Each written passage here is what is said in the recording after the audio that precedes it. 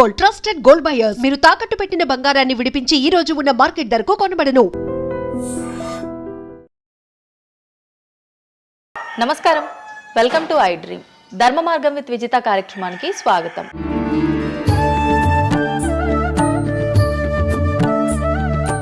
ప్రస్తుతం మనతో పాటు ఉన్నారు ప్రముఖ జ్యోతిష్యులు వేణుస్వామి గారు. ఇప్పుడు వారితో మాట్లాడి మరిన్ని విషయాలు తెలుసుకుందాం. ముఖ్యంగా మనకెన్నో సందేహాలు ఉంటూ ఉంటాయి, వాటి గురించి అడిగి తెలుసుకునే ప్రయత్నం చేద్దాం.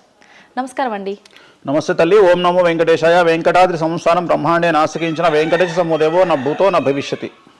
ఇప్పటి వరకు కూడా రకరకాల విపత్తులు అయితే మనం చూసాం. గత ఉగాది మన కొత్త సంవత్సరం నుంచి కూడా ఇప్పటి వరకు చాలా విపత్తులు చూసినాం. అంటే పంచభూతాల్లో ఒక్కొక్కటి ఒక్కొక్క ప్రళయంగా, అగ్ని ద్వారా కావచ్చు, గాలి ద్వారా కావచ్చు, రకరకాలుగా.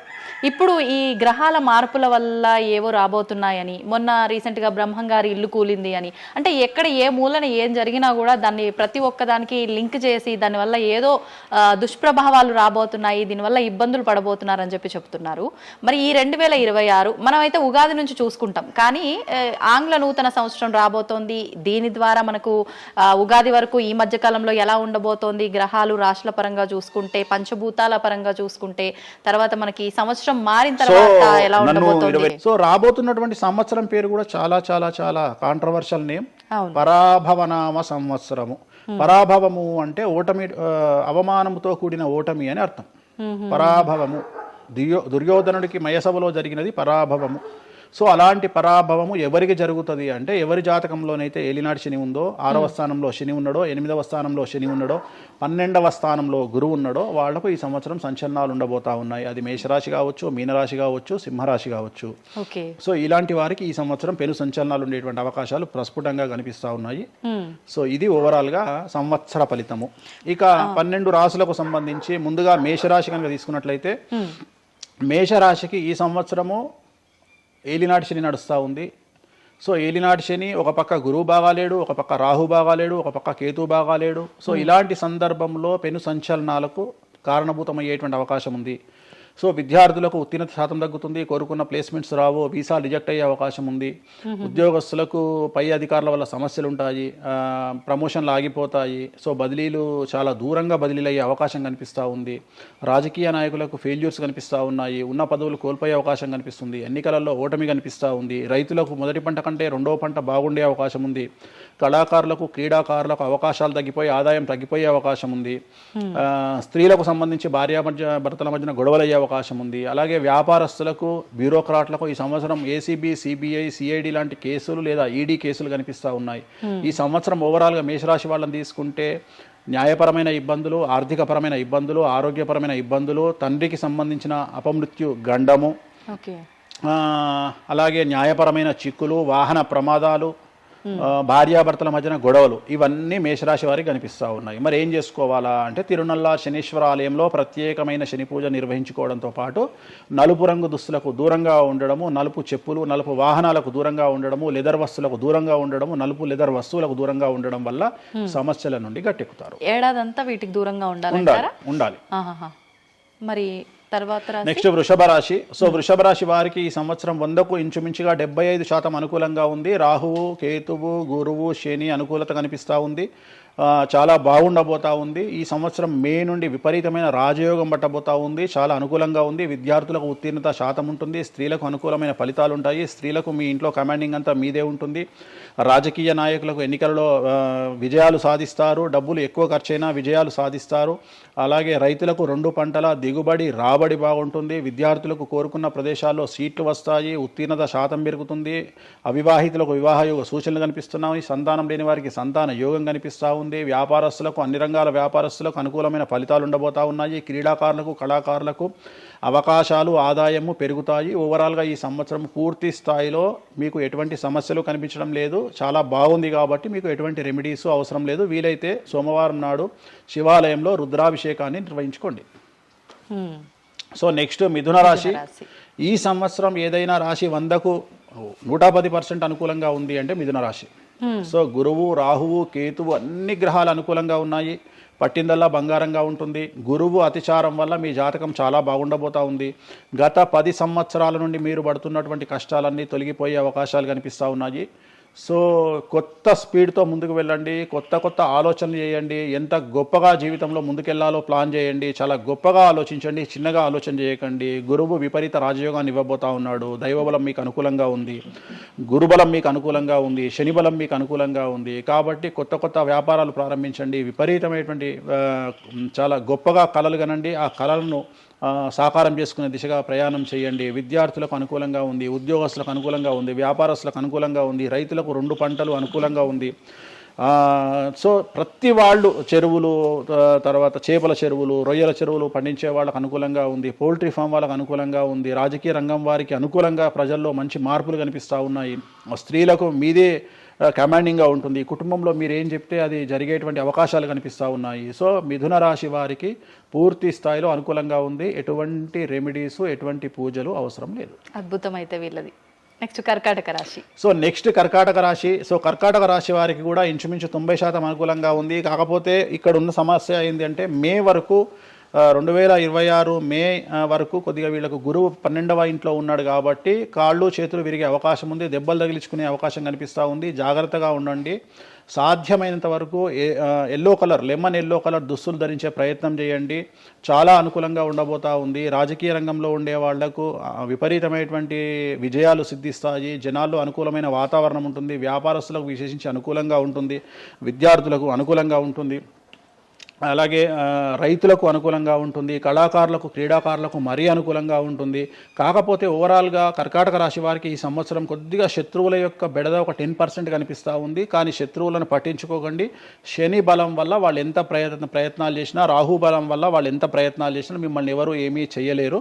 సో మీరు చేయాల్సింది ప్రతి గురువారం నాడు లెమన్ ఎల్లో దుస్తులు ధరించే ప్రయత్నం చేయండి. అలాగే శ్రీకాళహస్తిలో గురు దక్షిణామూర్తి వద్ద గురువారం నాడు గురుహోరలో గురువుకు అంటే దక్షిణామూర్తికి అష్టోత్తర పూజ చేయించుకోండి. అలాగే పసుపు రంగు పువ్వు ఏదైనా ఉంటే అక్కడ నుండి తెచ్చుకొని ఇంట్లో పెట్టుకోండి. మీకు అనుకూలమైన ఫలితాలు ఉంటాయి. అంటే శని వీళ్ళకి ఫేవర్గా ఉన్నాడు, అంటే శని వీళ్ళకి చాలా ఫేవర్గా ఉన్నాడు, రాహు ఫేవర్గా ఉన్నాడు, కేతు ఫేవర్గా ఉన్నాడు, మే నుండి గురువు కూడా ఫేవర్గా ఉంటాడు.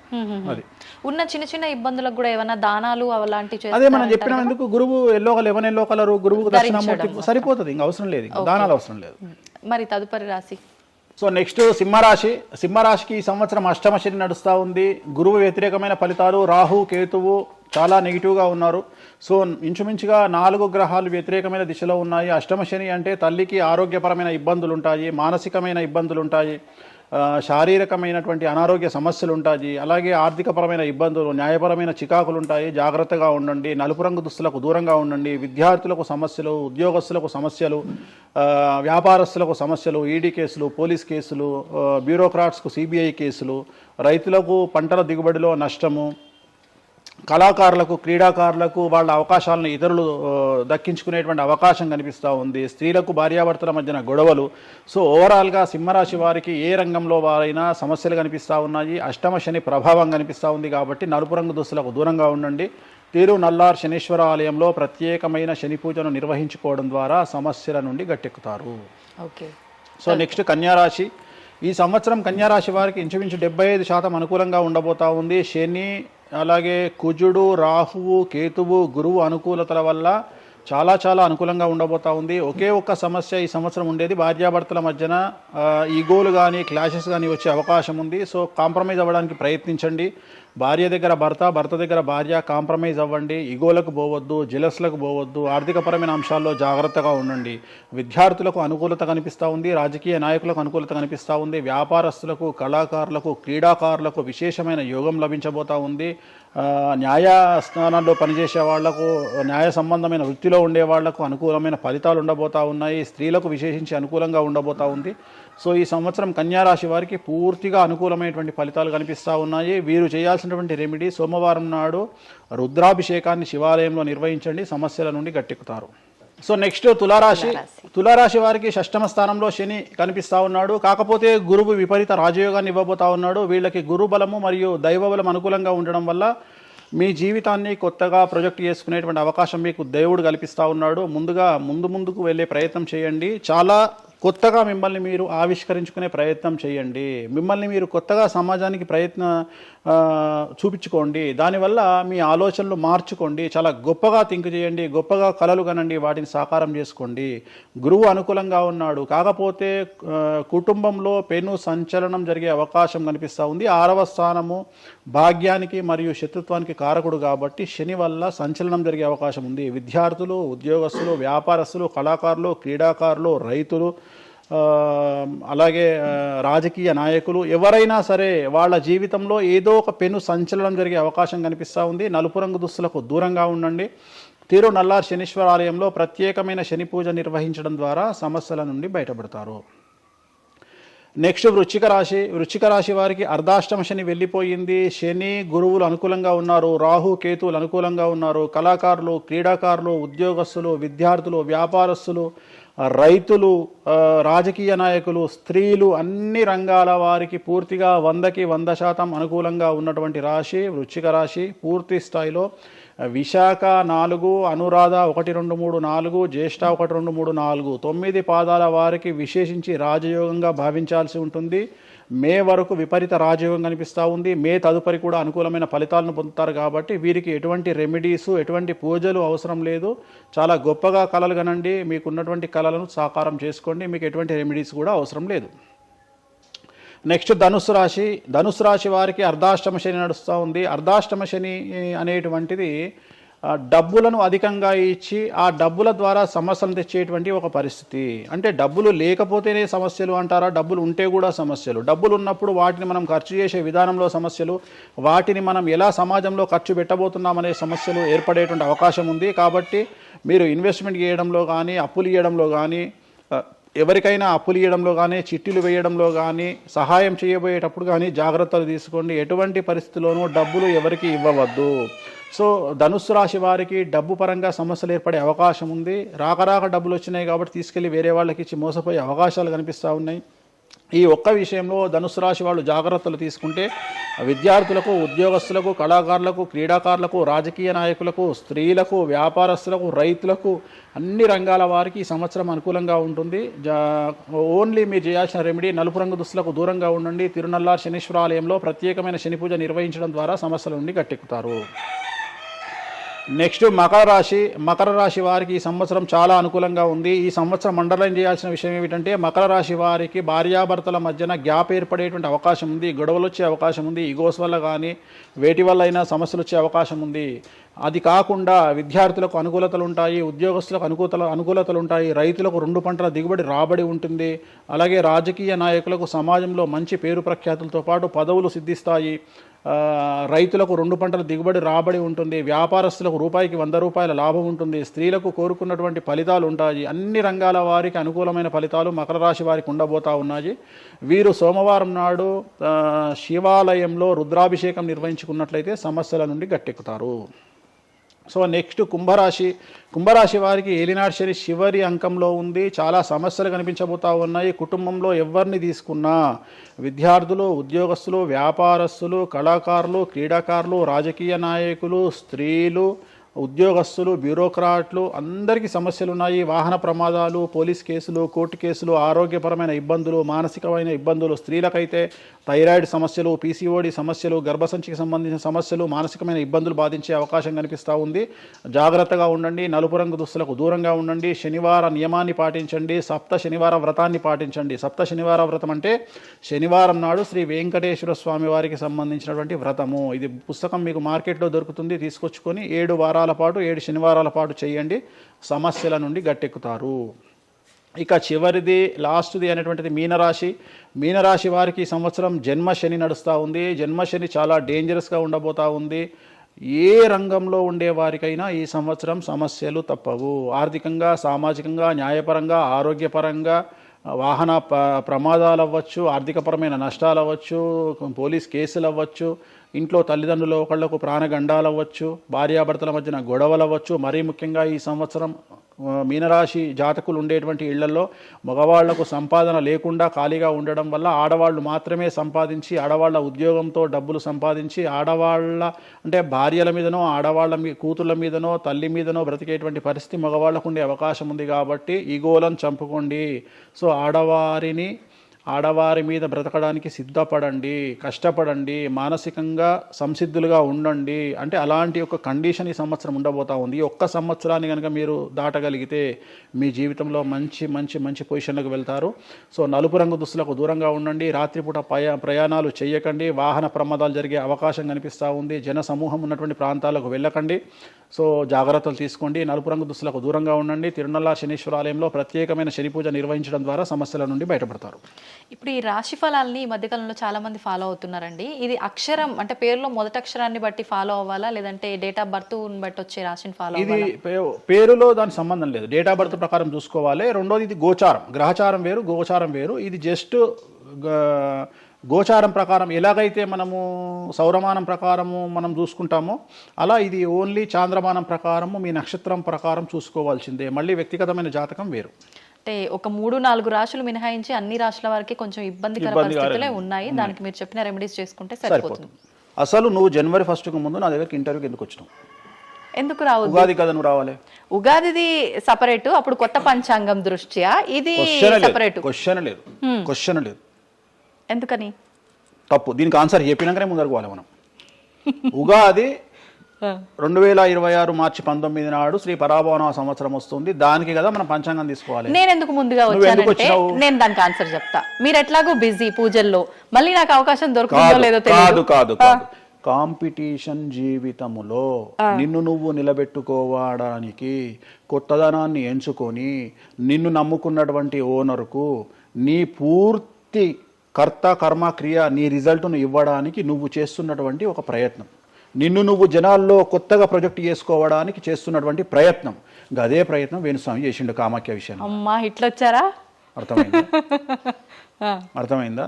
కాబట్టి జనాల్లో కొత్తదానంలో కొత్తగా వస్తే నువ్వు గదే యాంకరింగ్ నేర్చుకున్నావు, గాయన గదే అడ్వకేట్ చదువుకుండు, గా టీవీ ఛానల్ గదే చేసింది. మరి గా టీవీ ఛానల్ ఏమో ప్రైమ్ టైమ్ స్లాట్ 2 లక్షలు ఎట్లా పోతుంది? పనికి వాళ్ళ చిన్న ఛానల్ 2000 ఎందుకు పోతుంది అంటే వాళ్ళు కష్టపడడానికి వాళ్ళు చేసిన స్టింగ్ ఆపరేషన్లు కావచ్చు, వాళ్ళు జీవితాన్ని నాశనం చేసిన విధానం కావచ్చు, వాళ్ళకి ఆ పేరు వచ్చింది. సో అట్లనే వేణుస్వామి కష్టపడి ఈ స్థాయికి రావడానికి వేణుస్వామికి అంటూ ఒక బ్రాండ్ ఉన్నది. సో రెండవది, ఇదే సంవత్సరం ఇదే ఛానల్లో 2025 శివ అనే ఒక యాంకర్ కు నేను ఇంటర్వ్యూ ఇచ్చిన. అందులో చాలా విషయాలు చెప్పిన. ఏమేం చెప్పిన? ఈ సంవత్సరము రైలు ప్రమాదాలు ఎక్కువ అని చెప్పిన, విమాన ప్రమాదాలు ఎక్కువ అని చెప్పిన. చెప్పంగా వెనకకెంచి వచ్చి వీరికి పని పాట లేదు, వీడు పొద్దుగాలు లేస్తే నెగిటివే మాట్లాడతాడు అని తిట్టిరు నన్ను. మరి అయినప్పుడు ఒక్కడన్నా పెట్టడేంద్రా? పెట్టాలే కదా.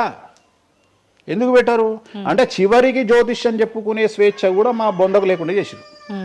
జ్యోతిష్యంలో అరే ఇప్పుడు నా సొంత కవిత్వం కాదు, ఎవరిని అడిగినా చెప్తారు. ఈ సంవత్సరం గురువు అధిపతి కమాండర్ కేతువు అన్ని క్లియర్గా ఉన్నాయి. కేతువు అంటే మోక్షకారకుడు, భక్తికారకుడు. ఈ సంవత్సరం 2026లో ఎక్కడైతే జనాలు గుమిగూడు ఉంటారో అక్కడ ప్రాబ్లమ్స్ వస్తాయి. అది రేపు జరగబోయేటువంటి పుష్కరాలు కావచ్చు, రేపు జరగబోయే సమ్మక్క సారక్క పండగ కావచ్చు, లేకపోతే దేవాలయాల్లో ముక్కోటి ఏకాదశి కావచ్చు. ఎక్కడైతే భక్తి భావం ఉంటుందో అక్కడ చాలా పెద్ద పెను ప్రమాదాలు సంచలనాలు జరుగుతాయని శాస్త్రం చెప్తుంది. శాస్త్రం చెప్పినప్పుడు ఆ శాస్త్రాన్ని వేణుస్వామి చెప్తున్నాడు. దీన్ని కూడా తప్పు తీసుకుపోయి వేణుస్వామి ఏలినాడు శని నడుస్తుంది మేషరాశికి, మేషరాశి బాగుండదు అని చెప్పాలి కానీ మేషరాశి సూపర్ స్టార్లు అవుతారని నేనెందుకు చెప్తా అంటే ఒక చూసిన వేణుస్వామి మన ఒక ఆమె నేను మీనరాశి బాగాలేదంటే మీనరాశికి బాగాలేదని చెప్తున్నా వేణుస్వామి ఎట్టడే ఎప్పుడు వేణుస్వామి అని ఇట్లా ఊగుతుంది, ఇట్లనే ఊగుతుంది ఆమె, ఇట్లనే అంటుంది వేణుస్వామి చెప్పిండు అని తిట్టింది. నువ్వు నమ్మవమ్మా, ఆమె అమెరికా నుండి పంచుప్రభాకర్ అని ఒక ఆయన ఉంటాడు, ఆయన తిట్టిండమ్మా ఆ బూతులు భగవంతా నేనైతే తెల్లారి చచ్చిపోతుండే. అంటే వాళ్ళిద్దరికి ఫైటింగ్ జరిగి గదే మీనరాశి అని చెప్తున్నాను నేను. ఆమె మీనరాశి అంట, గదే మీనరాశి అంటున్నాను. అంటే నేను చెప్పేది అదే. నేను చెప్పేది ఫస్ట్ శనీశ్వరుడు కాదు, శనేశ్వరుడు. శనీశ్వరుడు అని ఎందుకు వచ్చింది అంటే ఒకరోజు శని శంకరుడు ఇద్దరు కలిసినప్పుడు శంకరుడు శనిని అడుగుతాడు, ఏందా నేను చూస్తే పెద్ద అందరు భయపడుతున్నారు, చాలా పెద్ద పెద్ద వాళ్ళు భయపడుతున్నారు, నువ్వు తోపు తురుమట కదా అంటాడు. అంటే నేను తోపు తురుమా కాదా రేపు చెప్తా నీ సంగతి అంటాడు. ఎవరు? శని ఈశ్వరుని అంటాడు. అంటే ఏంది అంటే రేపు నీ టైం వచ్చింది నీ సంగతి ఏందో చెప్తా అంటాడు. అంటే తెల్లవారి పొద్దున సూర్యోదయానికి శంకరుడు పోయి ఒక చెట్టు తొర్రలో దాచుకొని సాయంత్రం సూర్యాస్తమయం వరకు చెట్టు తొర్రలోనే ఉంటాడు. ఉండి బయటకు వస్తాడు. బయటకు వచ్చిన తర్వాత శని ఎదురుపడితే నన్నేమో చేస్తా అన్నావు కదా, ఏం చేసినావు అంటాడు. అంటే నువ్వు లయకారకుడివి, ప్రపంచాన్ని శాసిస్తావు, ముల్లోకాలను శాసిస్తావు, అట్లాంటి నిన్ను తీసుకుపోయి సూర్యోదయం నుండి సూర్యాస్తమయం దానిక చెట్టు త్వరలో దాచిపెట్టిన, ఇంతకంటే నేను చేసేదే ఉంది అంటాడు. ఆట మొదలు పెట్టేశాడు అక్కడ ఆల్రెడీ. అప్పటి నుండి ఆయనకు శనీశ్వరుడు అని పేరు వచ్చింది. Okay okay. సో ఇది జరిగింది శంకరుడికి కూడా జరిగింది, రాముడికి కూడా జరిగింది. సో ఏలినాటి శని పీరియడ్లో, షష్టమ శని పీరియడ్లో బాధలు పడేటువంటి పరిస్థితి ప్రతి ఒక్కళ్లకు ఉంటుంది. రెండవసారి ఏలినాటి శనిలో మరీ దరిద్రంగా ఉంటుంది. కలియుగంలో దాని తీవ్రత చాలా ఎక్కువగా ఉంటుంది. కలియుగంలో ఫిజికల్ కంటే మానసికమైన దెబ్బలు చాలా ఎక్కువగా ఉంటాయి. జనాలు కొట్టే దెబ్బలు చాలా ఎక్కువగా ఉంటాయి. నరఘోష వల్ల తినే దెబ్బలు చాలా ఎక్కువగా ఉంటాయి. కలియుగ దైవమైనటువంటి వెంకటేశ్వర స్వామి వారికే ఎన్నో రకాల పూజలు చేసి దిష్టి తీయడానికి ప్రయత్నం చేస్తున్న సందర్భంలో ఆఫ్టర్ ఆల్ మానవుల మనమెంత. సో మన మీద ఎన్నో రకాల దుష్ప్రయోగాలు ఉంటాయి, ఎన్నో రకాల నరఘోషలు ఉంటాయి. సో ఇవన్నీ జనాలకు తెలియజేయాల్సిన బాధ్యత ఒరిజినల్ పండితుడిగా, ఒరిజినల్ జ్యోతిష్కుడిగా నా మీద ఉంది. సో సొంత కవిత్వము జనాలకు పాజిటివ్గా చెప్పడానికి నేనేమి ఏమో అంటారు కదా, వ్యక్తిగత ఏదో అంటారు వాళ్ళను, వ్యక్తిగతంగా కౌన్సిలింగ్ ఇచ్చేటువంటి వాడిని కాదు నేను. సో నేను శాస్త్రం ఏం చెప్పిందో నేను దాన్ని మాత్రమే జనాలకు చెప్పడానికి నేను ఇక్కడ ఉన్నా. అంతేగాని క్యాన్సర్ వచ్చిన పట్టుకొని నీకు ఏం లేదు అని చెప్పి వాడిని ఇంటికి పంపించి 2 రోజుల తర్వాత సచ్చేటట్టు చేసేటువంటి నీచుడిని నేను కాదు. క్యాన్సర్ వస్తే క్యాన్సర్ వచ్చింది, ధైర్యంగా బతుకు, ఇంకా బతుకు, నీ కోరికలు తీర్చుకో, అన్ని కోరికలు తీసుకొని సావు అని చెప్తా. రెండవది, అన్ని తిని 60 ఏళ్ళు పోతే ఏం తినకుండా 80 ఏళ్ళు బతికితే లాభం లేదు. సో కలియుగంలో ఇవన్నీ సమస్యలు చాలా తీవ్రంగా ఉంటాయి. భార్యాభర్త కారులో పోతే పక్కింటోడు ఏడిస్తొస్తాడు, మంచి కారు కొనుక్కుంటే ఏడిస్తొస్తాడు, ఒక పిల్లగాడు మంచి ఉత్తీర్ణత శాతంలో పాస్ అయితే ఏడిస్తొస్తారు, మంచి ఉద్యోగం వస్తే ఏడిస్తొస్తారు, ఒక పొలిటికల్ బాగుంటే సస్తాడు, ఒక యాంకర్కు డబ్బులు వస్తే సస్తాడు. సో ప్రతి దగ్గర ఏడుపు ఏడుపు ఏడుపు, జలసు అనేటువంటిది రాజ్యమేలుతున్నటువంటి సందర్భంలో తెలుగు రాష్ట్రాలలో అది పీక్ స్థాయిలో ఉండేటువంటి పరిస్థితులలో నిజాలు చెప్పి జనాలని భయానికి దూరంగా ఉంచాల్సినటువంటి బాధ్యత నాది, జరగబోయే నష్టం నుండి కాపాడాల్సినటువంటి బాధ్యత నాది అని ఇంతమంది రాళ్ళేసినా, ఇంత చెండాల పనులు చేసినా, వ్యక్తిగతంగా నన్ను విమర్శలు చేసినా నేను ఎవరిని వ్యక్తిగతంగా విమర్శించడం లేదు. ఎందుకంటే ప్రతి ఒక్కడి ముడి కింద ఖచ్చితంగా సమస్యలు ఉంటాయి. ఈ శుద్ధపూస ఎవడూ కాదు. నాకంటూ నెల రోజులు పక్కకు తీస్తే ఒక్కొక్కటి జాతకాలు చెప్పగలుగుతా అందరివి. నేను వాటి జోలికి బోదలుచుకోవట్లేదు. శాస్త్రం ఏం చెప్పిందో శాస్త్ర ప్రామాణికంగా నేను జనాలకు తెలియజేయాలని కోరుకుంటున్నా. సో లాస్ట్ ఇయర్ ఎట్లా జరుగుతుందో 2025లో అనుభవించిన కష్టం కంటే 2026 ఎక్కువ, 2026 కంటే 27 ఎక్కువ, 27 కంటే 28 ఎక్కువ. 2025 నుండి 28 వరకు సమాజంలో ప్రకృతిలో జరిగే సంఘటనల తీవ్రత చాలా ఎక్కువగా ఉండబోతా ఉంది. ప్రకృతి పరంగా, సామాజికంగా, అగ్ని ప్రమాదాల పరంగా, వాహన ప్రయాణాల ప్రమాదం, చాలా రకాల సమస్యలు ఈ సంవత్సరం ఉండబోతున్నాయి. ఓకే.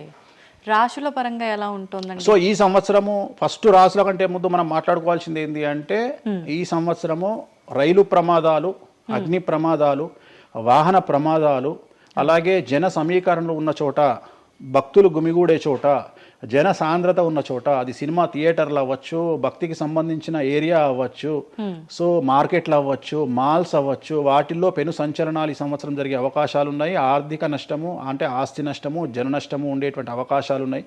కాబట్టి జనాలకు చెప్పే విషయం ఏంటంటే, భక్తి పేరుతో జనాలు లేనటువంటి ప్లేస్కి వెళ్ళండి. ముక్కోటి ఉంది, ఖాళీగా ఉన్న వెంకటేశ్వర స్వామి గుడికి వెళ్ళండి హ్యాపీగా. ఆ దేవుడికి డబ్బులు ఇచ్చిన వాళ్ళు అవుతారు, పంతులకు డబ్బులు ఇచ్చిన వాళ్ళు అవుతారు, గుడికి 4 రూపాయలు ఇచ్చిన వాళ్ళు అవుతారు. అట్లనే జనాలు లేనటువంటి ప్లేసుల్లో పుష్కరాలకు వెళ్ళండి ఈ సంవత్సరము. సో జన సాంద్రత ఉన్నటువంటి ప్రదేశాలను ఈ సంవత్సరం అవాయిడ్ చేయడానికి ప్రయత్నం చేయండి. సో టూర్లు మ్యాక్సిమం అవాయిడ్ చేయండి. ఈ సంవత్సరము లోయ ప్రాంతాలలో, కొండ ప్రాంతాలలో, నదీ పరివాహక ప్రాంతాలలో పెను సంచలనాలు నమోదయ్యే అవకాశం ఉంది. టూరిస్టు ప్రాంతాలలో కూడా ప్రాబ్లమ్స్ ఉంటాయి.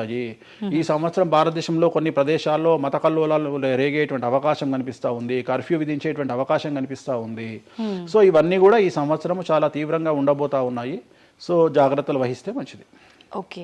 ఇప్పుడు అంటే ఇవి ఎవరికి, అంటే ఏదైనా గ్రహాల్లో మార్పులు ఉన్న వాళ్ళకా, లేదంటే అంటే ఇదంతా మనం ప్రకృతి పరంగా చెప్పాలి. ప్రకృతి పరంగా దాంట్లో ఎవరు ఉంటారు అంటే, చనిపోయే వాళ్ళని తీసుకుంటే ఆ బాధితులు ఎవరైతే ఉంటారో వాళ్ళ జాతకంలో ఏలినాటి శనో, షష్టమ స్థానంలో శనో, వ్యయ గురువో ఉంటాడు.